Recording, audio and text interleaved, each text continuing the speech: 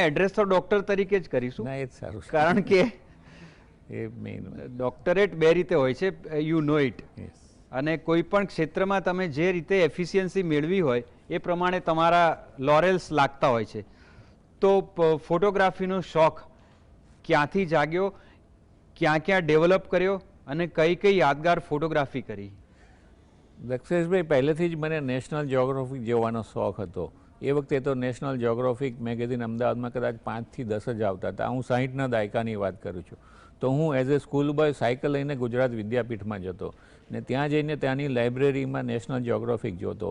એ ફોટાઓ જોઈને મારા મગજમાં એક ગ્રંથિ બંધાઈ ગઈ કે આ ફોટા અહીંયા છે તો હું કેમ ના પાડી શકું. એટલે નાનપણથી જ એ ફોટોગ્રાફીનો શોખ વિકસાયો. પહેલાં આપણા સાદા કેમેરા હતા, જેને કહેવાય કે શૂટ, પોઈન્ટ એન્ડ શૂટ, અને એવા કેમેરાથી ચાલુ કર્યું અને ધીમે ધીમે એમાં આગળ વધ્યો. આજે મારી પાસે નિકોનના પ્રોફેશનલ કેમેરા અને પ્રોફેશનલ લેન્સનો ભંડાર છે. વાઇડ એંગલથી માંડીને, ફિસ્ટેલથી માંડીને 400 સુધીના, 500 સુધીના ઝૂમ લેન્સીસ સાથે હું પ્રવાસે જાઉં છું અને ફોટાઓ પાડું છું. ફોટાઓ, કુદરતની લીલાને ફોટામાં કંડારીને પછી તેને વાગોળવાની મને ખૂબ જ મજા આવે છે. મારા આશરે દુનિયાના ટ્રાવેલના 700 GB ફોટા હું મારા મોબાઈલમાં જ રાખું છું અને ગમે ત્યારે 5 મિનિટમાં એ ફોટો બહાર કાઢીને કોઈને બતાવી શકું છું. અને જ્યારે તે વ્યક્તિ આનંદ પામે છે તે જોઈને મને અનહદ આનંદ થાય છે, જેની કોઈ સીમા નથી. આપે યાદગાર ફોટોગ્રાફી ક્યાં ક્યાં, કયા દેશમાં કરી? સૌથી પહેલાં તો આપણા દેશની જ વાત ચાલુ કરીએ તો એવરેસ્ટનો ટ્રેક મેં કર્યો ત્યારે મેં એવરેસ્ટના સવારના 5 વાગ્યાના ફોટા પાડ્યા, જ્યારે સૂરજની પહેલી કિરણ આખા એવરેસ્ટને સોનાનો એવરેસ્ટ બનાવી દે. બીજી એક દિવસે હું સવારે 5 વાગે ઉઠીને મારી ટેવ પ્રમાણે બહાર નીકળ્યો -25 ડિગ્રી સેન્ટીગ્રેડ ટેમ્પરેચરમાં. તો સૂરજના સોનેરી કિરણોથી એક બરફનો પહાડ ચમકતો હતો અને એની જોડે એક વાદળું હતું. તે અચાનક ઓમ શેપમાં ફેરવાઈ ગયું. હું મારો કેમેરા લઈને 3 સ્નેપ પાડું છું અને પાછું તે ગોળ થઈ ગયું. આઈ થિંક મારા જીવનનો ઓમ એ મારી યાદગાર ફોટોગ્રાફી છે, જે હું તમને શેર કરીશ.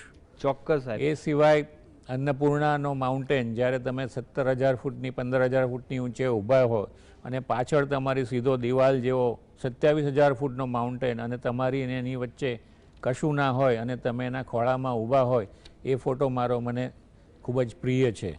27 ઇંચનો મેસિફ અન્નપૂર્ણા કહેવાય છે અને એની સામે તમે એક પામર માનવી ઊભા છો અને વચ્ચે કશું નથી. એ મારો યાદગાર ફોટો છે. એ સિવાય ચાદર ટ્રેક, જ્યારે ફેબ્રુઆરી જાન્યુઆરી મહિનામાં કડકડતી બરફની ઠંડીમાં લડાખની ઝંસ્કાર નદી બરફમાં ફેરવાઈ જાય છે.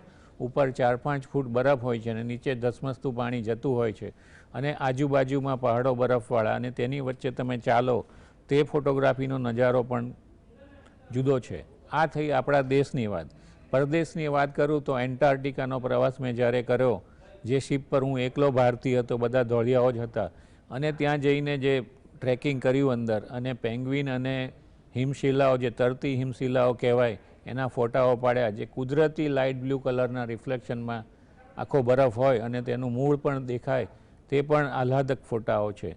બીજો સૌથી સરસ ફોટો અરોરા બોલાલિસ, એટલે કે નોર્ધન લાઇટ, જે ફિનલેન્ડમાં આર્કટિક સર્કલની ઉપર નોર્વેમાં, આઇસલેન્ડમાં દેખાય છે. તે ગઈ સાલ 2019ની સાલમાં હું ફક્ત ફોટોગ્રાફી કરવા માટે 10 દિવસ ગયો અને રાતના 12 વાગ્યાની ઠંડીમાં, અગેન શિયાળામાં દેખાય એટલે ઠંડી તો હોય જ, આશરે 1.5 કલાક નોર્ધન લાઇટ, જે ભગવાનની મહેરબાનીથી મારી સામે તેણે નૃત્ય કર્યું છે, તેને મારા ટ્રાયપોડ સાથેના નિકોન કેમેરામાં કંડાર્યો અને આશરે લગભગ 3000 ફોટા પાડ્યા અને એને એક ટાઈમલેપ્સ વિડીયોમાં ગોઠવી અને જ્યારે 1.5 મિનિટની વિડીયો બની, તે મારું એક બીજું ફોટોગ્રાફીનું એક સ્ટેપ મેં અચીવ કર્યું એમ હું કહી શકું. બહુ અદ્ભુત વાત છે, કારણ કે નોર્ધન લાઇટ્સના તરત જાઓ ને ફોટા મળે અને ડાન્સિંગ લાઇટ્સ મળે.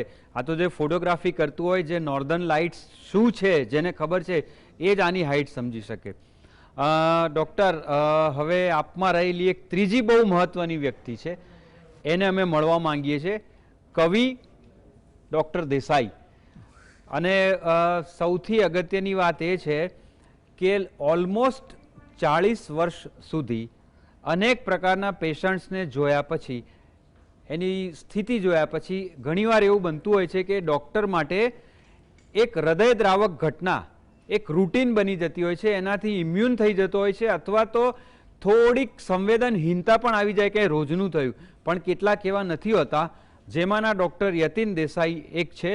અને એમણે એટલી સંવેદનશીલ કવિતાઓ લખી છે દર્દીની સ્થિતિ વિશે, નેચર વિશે, એટલે એટલો ડાયવર્સ એરિયા છે એમનો કે આપણે એમની પાસેથી જ સાંભળીશું. ડૉક્ટર, મને યાદ છે ત્યાં સુધી વેન્ટિલેટર ઉપરના દર્દીની આપે એક બહુ યાદગાર કવિતા લખી છે, પ્લીઝ. અને સૌથી પહેલા તો એ પ્રગટવાની પ્રોસેસ, તમે અંદરથી કેટલા ખળભળ્યા હતા આ દ્રશ્ય જોઈને? આશરે 40 વર્ષની મારી પ્રેક્ટિસમાં જ્યારે દર્દી મૃત્યુ પામતો હોય અથવા મૃત્યુને કિનારે આવેલો હોય, ડૉક્ટરો તેને પાછો લાવવા મથામણ કરે અને કુદરત, ભગવાન કે યમરાજા જે ગણ હોય તેને તેની તરફ લઈ જવા માટે ખેંચાખેંચ ચાલે અને દર્દી બોલતો ના હોય, તેના ગળામાં ટ્યુબ હોય, તે બેભાન હોય, ત્યારે તેના મગજમાં શું ચાલતું હશે એ લખવાનું મને એકવાર મન થયું. હું વાંચી સંભળાવું છું આપને. અંતિમ શૈયા પરથી હું જોઈ રહી છું આ બધો ખેલ. અંતિમ શૈયા પરથી હું જોઈ રહી છું આ બધો ખેલ. આ સ્નેહીઓની મથામણ અને તબીબોની ખેંચતાણ. એક તરફ કુટુંબનો સ્નેહ, બીજી તરફ જીવન મોતનો ખેલ. અટવાઈ પડી છું હું આટા પાટામાં, પણ કોણ બતાવશે મને મારી રાહ? કોણ બતાવશે મને મારી રાહ? આમ મારી કસોટી ના લે ઈશ્વર, બતાવ મને મારો પંથ. આમ અકળાવ નહીં, આમ રીબાવ નહીં, હવે તો તું જ મારો પંથ દર્શક.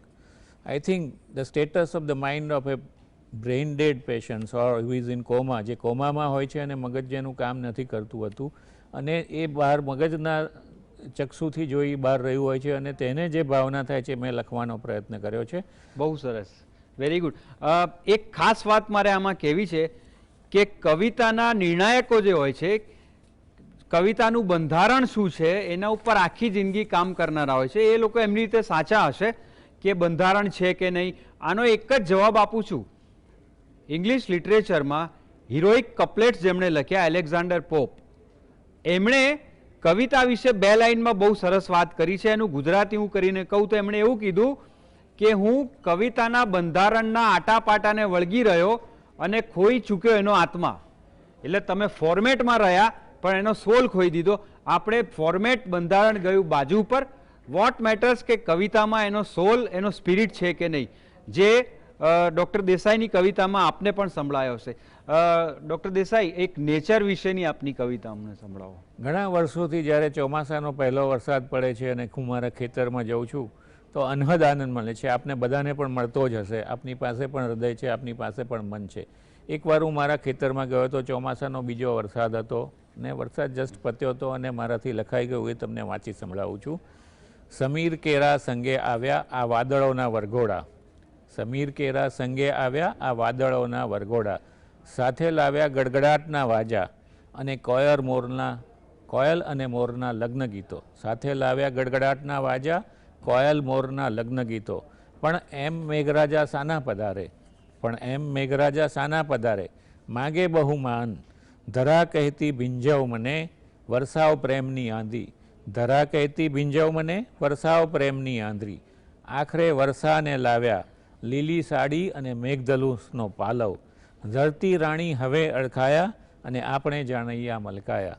ધરતી રાણી હવે હરકાયા અને આપણે જાનૈયા મલકાયા. બહુ જ સરસ. આ સાંભળતી વખતે મને ઉદય મજુમદારે ગાયેલી બહુ જ સરસ પંક્તિઓ યાદ આવે છે. આનંદ કેરી લહેરે જાણે હસી ઉઠ્યો કીર્તાર, વેર્યા ફૂલડા અપરંપાર, ઘેલી વસંત આવી રે. એમાં એમણે જે વસંતમાં પહેલા વરસાદનું વર્ણન કર્યું છે, કરિયાવરના લીલા પટોળા રહ્યા બધે પથરાઈ. એટલે જે પાક ઉગ્યો છે, સાહેબ આપનું કલ્પન એ કક્ષાનું છે અને યુ પ્લીઝ કીપ રાઇટિંગ, કારણ કે એમાં સોલ છે. અને હું ખાસ તમને એ વાત કહેવા માંગુ છું કે માણસનું વજૂદ અને એનો અવાજ શું છે. કેટલીક વાર તમને એવું લાગતું હોય કે કોઈક ડાર્ક એજમાંથી પસાર થઈ રહ્યા છે, ત્યારે સમાધાન મારા ખ્યાલથી કોઈ આપતું હોય તો એક કવિ આપે છે. એક લાઈન સંભળાવું છું, હમણાં જ લખી છે મેં. કરોડો તારો કા વજૂદ सूरज की पहली किरण फूटने तक ही होता है. એટલે સવાલ એક લાઈનમાં આ જ છે કે વજૂદ ક્યારે બહાર આવે છે, એને ખબર છે કે અંધારું છે પણ મારે ક્યારે બહાર આવવાનું છે, અને અંધારાને લેટ ગો કરતો હોય છે, યોગ્ય સમય જ આવે છે. સો don't take the first shaft of the sunlight four granted. It is his goodwill. બરાબર છે. Right. તદ્દન સાચું કહ્યું. હવે ડોક્ટર, તમારામાં રહેલા એક સાહસિક માઉન્ટેનિયર, પેરાટ્રુપર, સ્કીઇંગ કરનાર, ઝીપ લાઇન કરનાર, એને અમને થોડી વારમાં મળાવો પ્લીઝ. દક્ષેશભાઈ, સર્જન એક સાહસિક માણસ જ હોય છે. બિલકુલ, પણ વાહ. જ્યારે તે બીજી ક્ષેત્રમાં સાહસગાથાઓ ચાલુ કરે છે ત્યારે એનો રંગ કંઈક અનેરો જ થઈ જાય છે. મને પણ હું સર્જન બાહોશ વ્યક્તિ હોય તો જ સર્જન બની શકાય. થોડુંક એસ્ટ્રોલોજીનું નોલેજ છે, એટલે જેનો સૂર્ય પાવરફુલ હોય, શુક્ર પાવરફુલ હોય, એ જ સામાન્ય રીતે લોખંડની જોડે કામ કરતો સર્જન બને છે. એવો એક હું છું. નાનપણથી જ White ball or not, widest range is here for sure. Order your favorites on Zomato. I can't sleep. Pavagadh ચડવાની કે દત્તાત્રેય ટૂંક ગિરનાર ચડવાની સ્કૂલ કક્ષાએ જ સાહસ કરી લીધા હતા. પણ પછી જેમ જેમ આગળ વધ્યા તેમ તેમાં પણ અમે જેમ મેડિકલમાં આગળ વધ્યા તેમ એ ફિલ્ડમાં પણ આગળ વધવાનું મને મન થયું. એન્ટાર્ટિકાની સફર હોય કે એવરેસ્ટનો ટ્રેક હોય કે ફ્રોઝન રિવર એટલે કે થીજાયેલી નદી પર જ્યાં પાણી નીચે જતું હોય, ઉપર બરફ હોય અને 10 દિવસ ચાલવાનું હોય -35માં, કે નોર્વેની નોર્ધન લાઇટ આર્કટિક સર્કલથી ઉપર ઠંડીમાં જોવાની હોય, એ બધામાં સાહસ કરતાં આનંદ મને વધારે મળે છે. સાહસ કરવા માટે તમારું શરીર તમારો સાથ આપવો જ જોઈએ. સાથે સાથે તમારે એને માટે તૈયારી પણ કરવી જોઈએ. દાખલા તરીકે હું કોઈ પણ ટ્રેકમાં જાઉં છું તો સવારે 4 વાગે ઉઠીને 10 કિલોમીટર એટલે આશરે 1.5 કલાક ચાલું છું. ઝાયડસ હોસ્પિટલના 15 માળ આશરે 10 વાર ચડી જાઉં છું એક દિવસમાં જ્યારે જવાનું હોય ત્યારે. અને પ્રાણાયામ અને શ્વાસની કસરતો પણ હું ચાલુ કરી દઉં છું. ટ્રેક એ કોઈક 5 સ્ટાર લક્ઝરી નથી. એક સામાન્ય આદમીની જિંદગી જીવતા જીવતા કોઈ ધ્યેય પાર કરવું, એમાં જે આનંદ છે તે તદ્દન જુદો આનંદ છે 5 સ્ટાર હોટલમાં રહેવા સાથે. એવું નથી કે મને એ જ આનંદ છે, હું બંને પ્રકારના આનંદો ભોગવું છું. પણ જ્યારે તમે ટ્રેક પર હોય, નીચે પતરામાં સૂઈ જવાનું હોય, બેડશીટ પણ ના હોય, રૂમ પણ ના હોય અને કડકડતી ઠંડી હોય, જ્યાં હીટર પણ ના હોય, લાઇટ પણ ના હોય, તો એ બી એક અનેરા પ્રકારનો આનંદ છે. અને બીજી વાત છે એ છે કે આવા ટ્રેકમાં તમે ભૂલી જાઓ છો કે તમે કોણ છે. તમારા જોડે જે આવતા હોય છે બધા તમે સરખા જ છો. કોઈ તવંગર નથી, કોઈ ગરીબ નથી, કોઈ કવિ નથી, કોઈ સાદો માણસ નથી. હવે બધા ક્યાં જવાની ઈચ્છા છે સાહેબ? લગભગ બધા જ સાહસિક એરિયાઝ મેં પાર કરી દીધા છે. જેમાં આપણે જણાવ્યું એમ bungee, skydiving, sea walking, હવે મારા ખ્યાલથી એલોન મસ્કનું સ્પેસએક્સ છે આપનો. એ આશા તો છે પણ કરી શકીશ કે કેમ એ હજુ ખબર નથી. કારણ કે કેમ ના થાય? પ્રયત્ન જરૂર કરીશ. યા અને ફ્રેન્ડ્સ, ડૉક્ટર દેસાઈ એ ઓર્થોપેડિકના પ્રોફેસર છે. એના કરતાં હું એમ કહીશ કે લાઈફ સ્કિલ્સના પ્રોફેસર છે, વર્લ્ડ ટ્રાવેલર છે. મારા ખ્યાલથી આપણે 57 દેશોનો પ્રવાસ કર્યો છે. હવે કંઈ બાકી રહી ગયો બીજે ક્યાં જવાનું? થોડાક દેશો બાકી છે, પણ એક અનુભવ કહું તો હું પહેલી વાર જ્યારે ચીલી ગયો અને ચીલી એક કોમ્યુનિસ્ટ કન્ટ્રી ગણાય. કસ્ટમ બારીએ ઊભો હતો તો મારા પાસપોર્ટ જોઈને પેલો મને પૂછે છે, are you a smuggler? That was the most teasing time for me what to tell him. I could not explain him that I am a traveler.